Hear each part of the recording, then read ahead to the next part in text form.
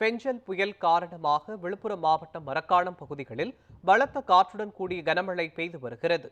இது குறித்த கூடுதல் தகவல்களை நமது செய்தியாளர் அருண்குமார் வழங்க கேட்கலாம். அருண்குமார், இது தொடர்பான முழுமையான விவரங்களை பதிவு பண்ணுங்க.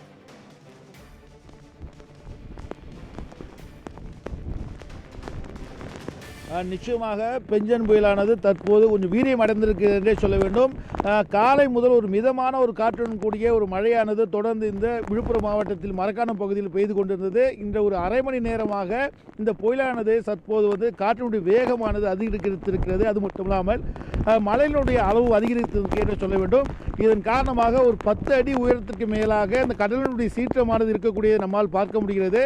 தற்போது இந்த பகுதியை பொறுத்த வரைக்கும் பார்க்கும்போது மீனவர்கள் 19 மீனவ கிராமங்கள் இந்த பகுதியில் இருக்கிறார்கள். 5000க்கும் மேற்பட்ட மீனவர்கள் 12 முகாம்கள் தங்க வைக்கப்பட்டிருக்கிறார்கள் என்பதுதான் தற்போதைய விஷயமாக இருக்கிறது. அது மட்டும் இல்லாமல் இங்கே இருக்கக்கூடிய அமைச்சர்களும் மாவட்ட நிர்வாகமும் அவர்களுக்கு தேவையான அனைத்து ஏற்பாடுகளும் தற்போது செய்திருக்கிறார்கள். அவர்கள் முகாமில் தங்க வைப்பதற்காகவும் அவர்களுக்கு போதிய ஏற்பாடுகள், முன்னெச்சரிக்கை நடவடிக்கைகள், மருத்துவ முகாம்கள் என்பது குறித்தும் அவர்களுக்கு உணவு, உடை உள்ளிட்ட அனைத்தும் தற்போது ஏற்பாடு செய்யப்பட்டு 5000க்கும் மேற்பட்ட மீனவர்கள் அந்த முகாம்கள் தங்க வைக்கப்பட்டிருக்கிறார்கள்.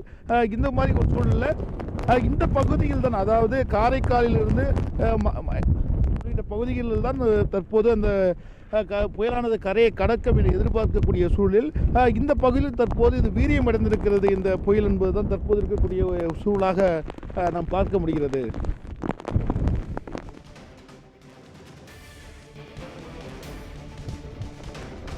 விவரங்களுக்கு நன்றி அருண்குமார்.